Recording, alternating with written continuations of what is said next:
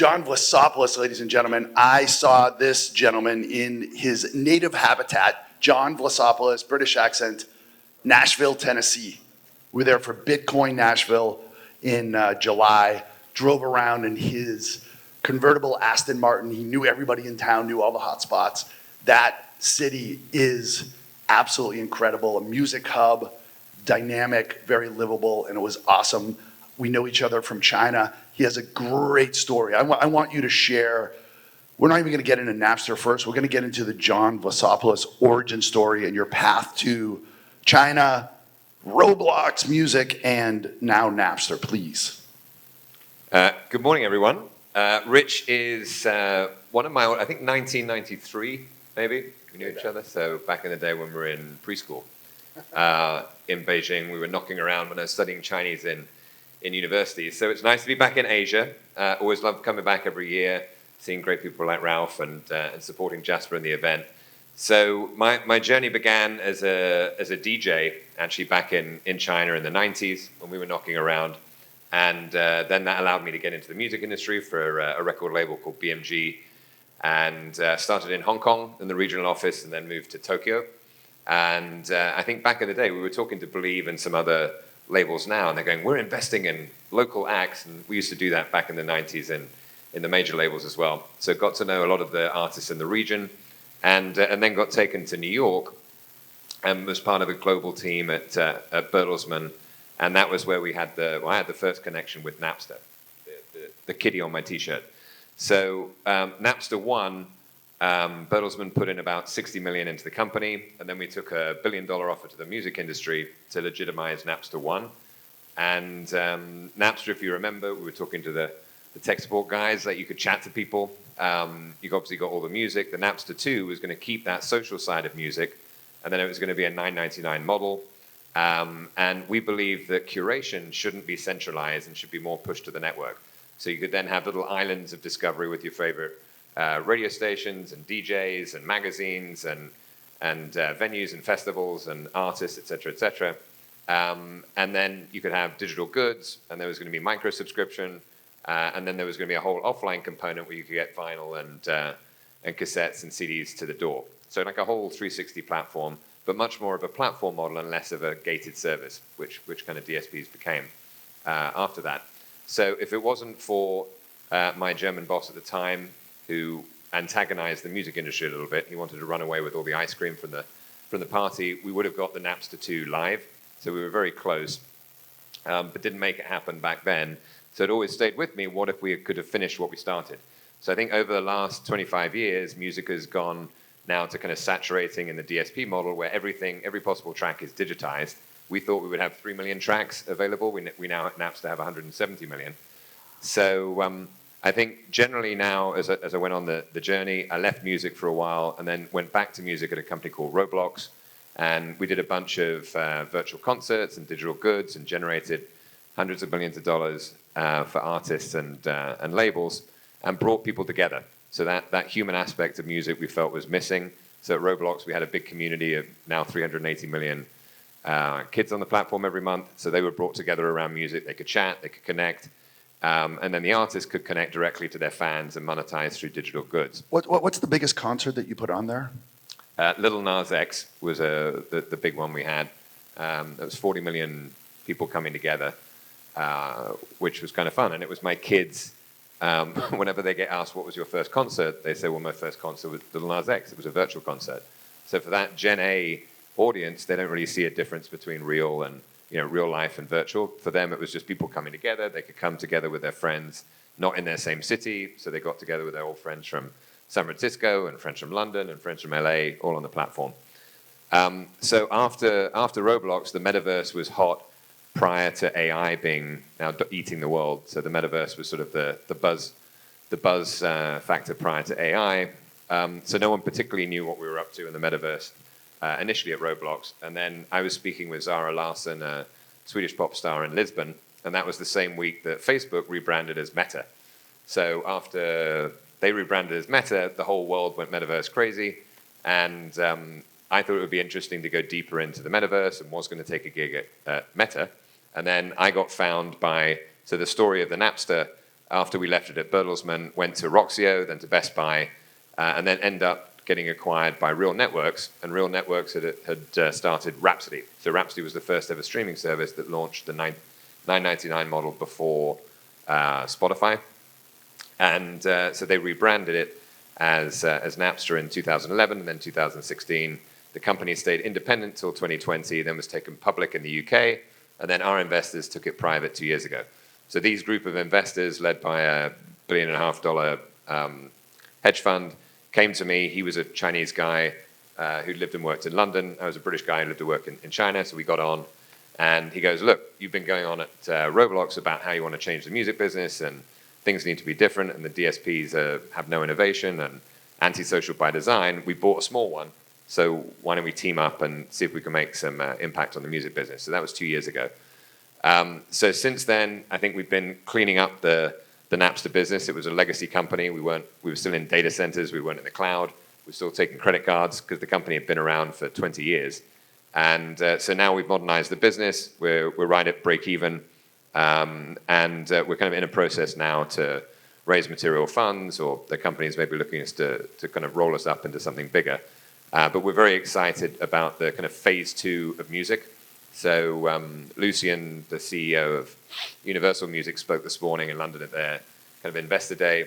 So he's talking about kind of the phase 2. So we feel it's time for a company to really disrupt the business again, like Napster did 25 years ago. Streaming has become, kind of too staid. There's no innovation. There needs to be something new. So we think the key components of that new platform will be threefold. So currently we have content in one bucket, which is Spotify's and Netflix and us, etc. Access to X amount of content for Y dollars. And then you have the creator monetization bucket or leg. So that would be companies like OnlyFans, Patreon, Kajabi, where you can connect directly with your audience and monetize. And then there's the social bucket. So Snapchats and Metas and TikToks. So the thesis is at Roblox, we wanted to buy SoundCloud. So that would have completed our bingo card, because we had a very active social community. We had a very active creator monetization platform. We didn't have content, but we couldn't get there on price. So now we feel with Napster, we have all the rights. We have the same rights as Spotify. We think that's the hardest of the 3 legs of the stool. So now we're interested we'll be rolling out a product next year that will reincorporate social. So we'll all be able to connect together around music. Music is inherently social. That's been lost. For some reason, streaming became a single-player sport, which it shouldn't be. And then we're bringing in ways for the artists, the fans, and the curators, which we'll come to in a second, to connect directly and monetize those relationships through micro-subscriptions and digital goods. So kind of Patreon meets TikTok, or Snapchat meets Spotify in one platform. So looking very different to the traditional DSPs. So the final point, I'll pass back to Rick. So one thing we're very passionate about is curation. So I feel I started off as a DJ as I mentioned, in China and the UK. So I was a curator of sorts. And I think through the DSP movement, music has been kind of, all that curation has been lost within the machine, right? So all those amazing playlists that help us discover what to listen to, and all those great curatorial brands, the magazines, the venues, the festivals, the radio stations, they're all kind of buried in the background. And everything now has become Spotify, Spotify, Spotify. So we want to change that, and we want to reintroduce the excitement of connecting with, again, someone that you trust, whether it's going to a festival, a venue, discovering something new. I was on the plane coming over reading my Under the Radar magazine, which is one of my little Bibles, and discovered American China Bear and Goat Girls and like all these great bands. So we want to allow these communities, whether again it's a venue, a festival, magazine, DJs, labels, etc., or brands, to connect directly and think about them as mini clubs on top of the platform. So we think you shouldn't be getting all that for free on Spotify. We want to help those curatorial brands connect directly and build community then. So if I love Under the Radar or Stereo Gum or NME or Coco is a great club in London, or EDC, whatever I'm into, I can find other people who are also into it. So we want to bring kind of the community back and connect and allow that curation to be a key part of the economics of the system moving forward. So we have too much. Basically, in summary, we've got now all the music is digitized, so that part's done. right? All the music is out there. Now we need to kind of go back to this tribal connection around music, bring people back, allow people to connect directly around these smaller tribal experiences. And also we're excited to connect more with the offline experience to drive music to local venues. Number one reason that people don't go to festivals and shows is because they don't have anyone to go with. So we want to, again, get these kind of groups reconnected, allow us to connect around music and get excited about discovering and turning other people on. And we think that's the next phase of the business. I'll stop there. Kaboom Town. Wow. Man, what a journey. So much to unpack. All before my first coffee of the day. Right?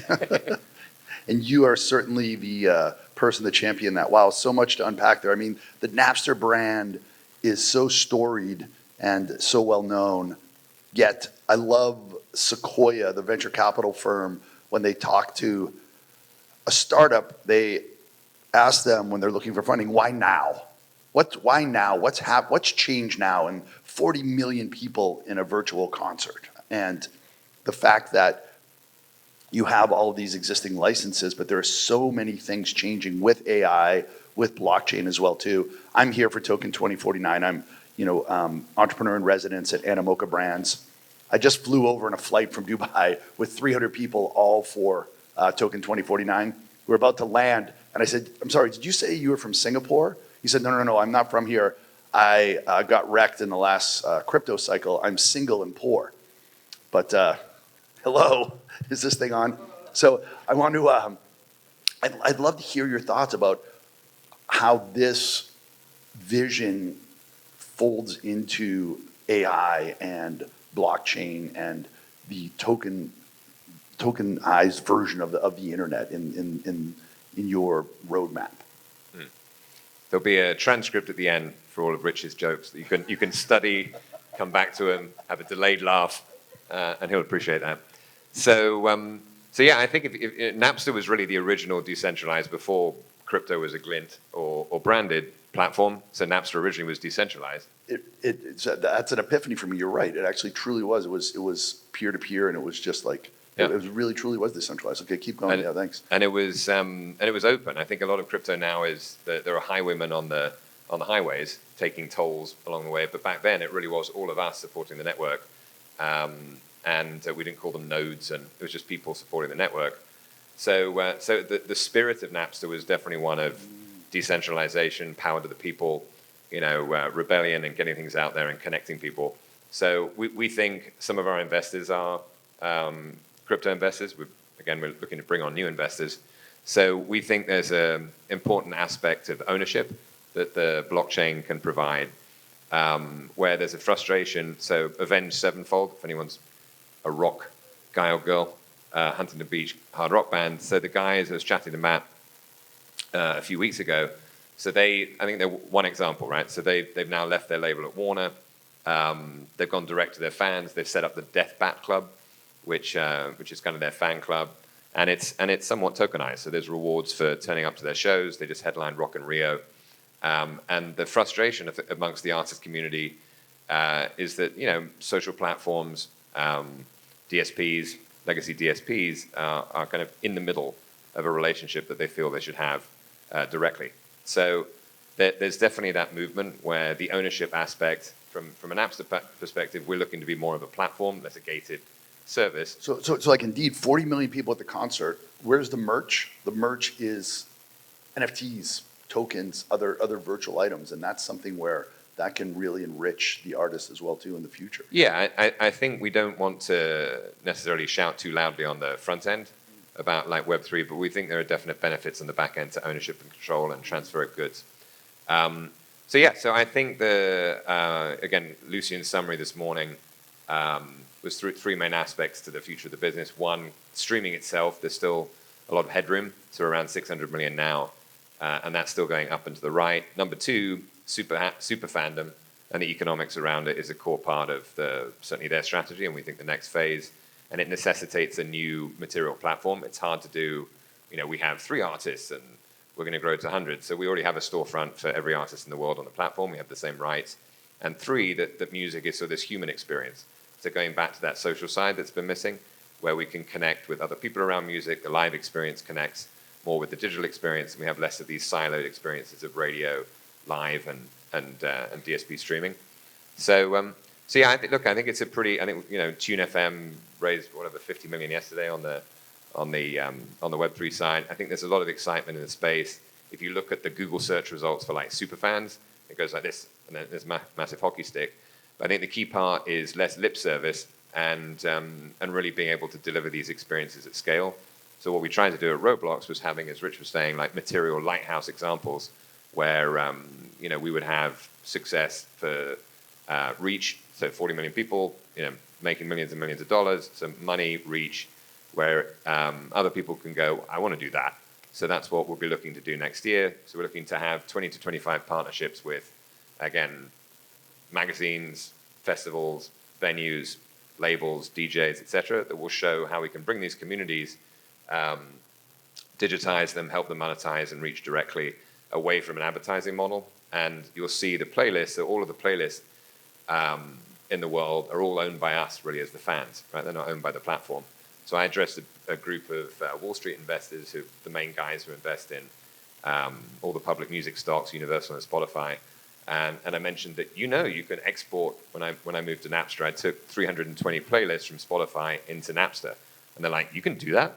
I was like, "Yeah, you can." So the nuance is not going to be promoted by Daniel, because obviously it's a little bit of an Achilles heel for the Spotify platform, because when you bring the playlist in, we have the same tracks, so it's a one-for-one mirror. So we think, again, empowering individuals who have our playlist to bring them to the platform. Maybe there are new ways to monetize it, connect, express yourself. Imagine like a QR code.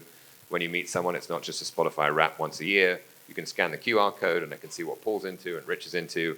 And we're connecting around music and having compatibility and finding people to go to shows with. And think about a venue plus digital subscription. So when you arrive in Singapore, you can see all the bands on a playlist that are playing in the next month in Singapore or Hong Kong or London. And you can find other people of your friends and new friends you might want to go with.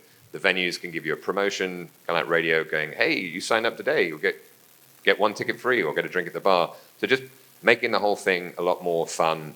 We think the fun has been lost from music, and it's time to bring it back again. John V, making a dent in the multiverse, ladies and gentlemen. Kaboom Town, thank you so much. That was great. Yes, thank you.